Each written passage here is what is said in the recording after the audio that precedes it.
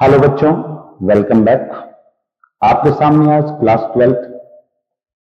Twelfth की जो chapters electric potential and capacitance है, आज वो रन करने जा रहा हूं। जिन बच्चों का बेसिक पॉइंट पर थोड़ा सा कमांड नहीं इस चैप्टर में, वो अपने बेसिक पॉइंट को क्लियर करेंगे और साथ ही साथ नोट्स बनाते हुए चलेंगे। ठीक है, चैप्टर्स क्या है? इलेक्ट्रिक पोटेंशियल एंड कैपेसिटेंस, यानी कि दो चीजें अलग अलग हैं। पहले हमें पोटेंशियल के बारे में पढ़ना है, पोटेंशियल किस किस टाइप के होते हैं, और इसके बाद हमें कैपेसिटेंस के बारे में पढ़ना है कि कैपेसिटेंस क्या होता है। दोनों चीज के बारे में पढ़ना है। ठीक है, इन दोनों टॉपिक में से सबसे पहले हम कैपेसिटेंस टॉपिक को लेकर के आते हैं। ठीक है, और वैसे भी पोटेंशियल टॉपिक के बारे में थोड़ा बहुत जानकारी तो हासिल कर ली है कि 1/4πε0 Q/R। आपको ये फार्मूला पता ही चल चुका है। ठीक है, capital V is equal to 1/4πε0 Q/R। Here Q is the source charge. ऐसा होता है कुछ। आइए, कैपेसिटेंस होता क्या है? जस्ट इंट्रोडक्शन हो रही है। कैपेसिटेंस क्या है? What is the capacitance? तो बेटा सीधी सी बात है, फॉर शॉर्ट टाइम इंटरवल, बहुत छोटे अमाउंट ऑफ टाइम के दौरान अगर एक large amount of energy transferred हो रही है, लार्ज अमाउंट ऑफ एनर्जी को अगर ट्रांसफर्ड किया जा रहा है, तो वो सिर्फ पॉसिबिलिटी किसके साथ हो सकती है? कैपेसिटेंस या कैपेसिटर के साथ। सीधी सी बात है कि यदि हमें एक छोटे समय का अंतराल में एक बिग अमाउंट ऑफ एनर्जी को ट्रांसफर करना है किसी कंडक्टर के थ्रू किसी अनदर प्लेस पर, तो वो काम सिर्फ और सिर्फ कौन कर सकता है? कैपेसिटर। कौन कर सकता है? कैपेसिटर। आप लोग कैपेसिटर का और भी नाम जानते होंगे। कैपेसिटर का ही दूसरा नाम जो होता है, वो नाम आप घरों में फैन में देखा होगा, कंडेंसर। कंडेंसर नाम तो सब लोग सुने होंगे। तो condenser just like behave the capacitor. ठीक है, अच्छा, अब आइए कुछ मेन पॉइंट पे चलते हैं। कैपेसिटर का जो प्रिंसिपल होता है, अगर मैं इसके प्रिंसिपल की बात करूं, तो कैपिटल क्यू क्या होता है? चार्ज। और ये क्या होता है? वी। यानी कि as in case of the capacitors या the principle of capacitors are provide the charge are directly proportional to potential difference between that point.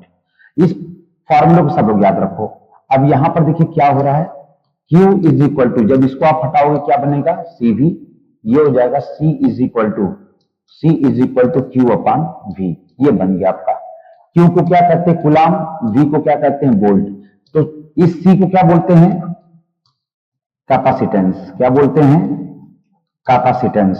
तो C is equal to coulomb per volt को क्या बोलते हैं? Farad. क्या बोलते हैं? Farad. यानी कि आप इस फार्मूले से बिल्कुल परिचित होंगे कि charge are directly proportional to potential difference. Charge are directly proportional to potential difference.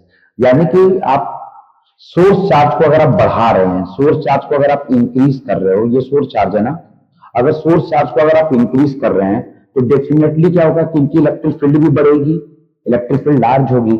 अच्छा, जब इलेक्ट्रिक फील्ड लार्ज होगी तो आपको डेफिनेटली जो पोटेंशियल होगा, यानी जो वोल्टेज होगा, उसकी भी वैल्यू क्या होगी? धीरे धीरे लार्ज होती चली जाती है। वही चीजें बता रहे थे, अगर हम चार्ज को बढ़ाएंगे तो वोल्टेज की वैल्यू भी क्या होगी? बढ़ती है। ठीक है, तो इनकी जो SI यूनिट होती है वो क्या होती है? Coulomb per volt. और कूलाम पर वोल्ट को क्या कहते हैं? फैराड। और फैराड चूंकि ये very big unit in case of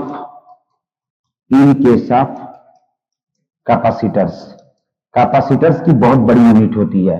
तो फॉर प्रैक्टिकल पर्पज, अगर हम प्रैक्टिकल पर्पज से इसको देखें, practical purpose, the smaller unit of capacitors क्या क्या हो सकता है? 1 माइक्रोफैरेड, 1 मिलीफैरेड, 1 पिकोफैरेड। ये सारी यूनिट का यूज आप कर सकते हैं 1 नैनो फैराड।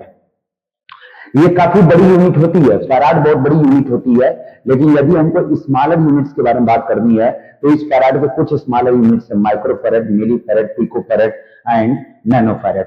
कैसे कैसे इसकी वैल्यू निकाली गई है?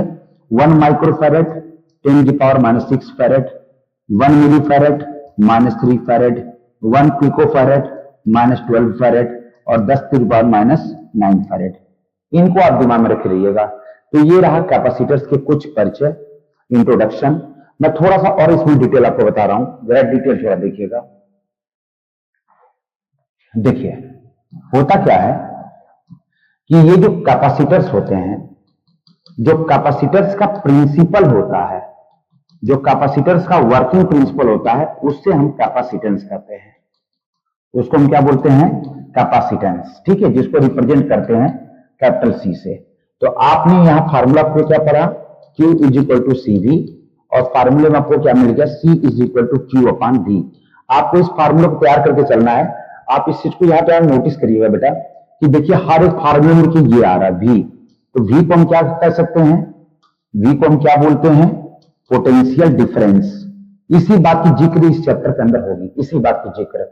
बाकी आप फैराड को देख लीजिए, कहां देखिए? फैराड बड़ी यूनिट है, इनके छोटी यूनिट माइक्रो, मिली, पिको, नैनो और सबकी वैल्यू देखिए सामने रखी हुई है। खास करके इस चैप्टर के अंदर जो सबसे ज्यादा यूनिट्स का यूज होगा वो इसका यूज होगा, 10⁻⁻6 फैराड। आप कभी भी कैपेसिटर स्क्वायर को जाकर मार्केट से लेंगे तो इस कैपेसिटर स्क्वायर पे आपको माइक्रो फैराड में उसकी वैल्यू लिखी हुई दिखेगी।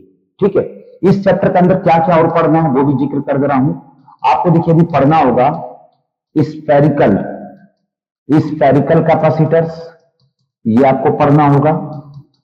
कॉम्बिनेशन अभी आपको पढ़ाया जाएगा, combination of the capacitors, combination of the capacitors.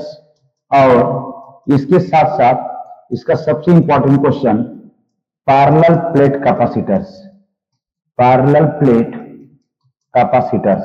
ये सारी चीजें अभी फिलहाल आपको बताता हूं मैं, लेकिन ये बहुत इंपॉर्टेंट है, आपको बता दे रहा हूं बेटा। Spherical capacitors, combination of the capacitors, parallel plate capacitors, और इन तीनों पर आपको एग्जाम में न्यूमेरिकल क्वेश्चन मिलेंगे। तीनों पर न्यूमेरिकल क्वेश्चन आपको मिलना है। तो बेटा जी आप लोग बिल्कुल रेडी हो जाएं, ताकि हम आपको इस चैप्टर के जो बेसिक की और बेसिक इंपॉर्टेंट पॉइंट्स हैं उसको मैं आपको समझा पाऊं और आप इसको समझ पाएं। ठीक है, थैंक यू।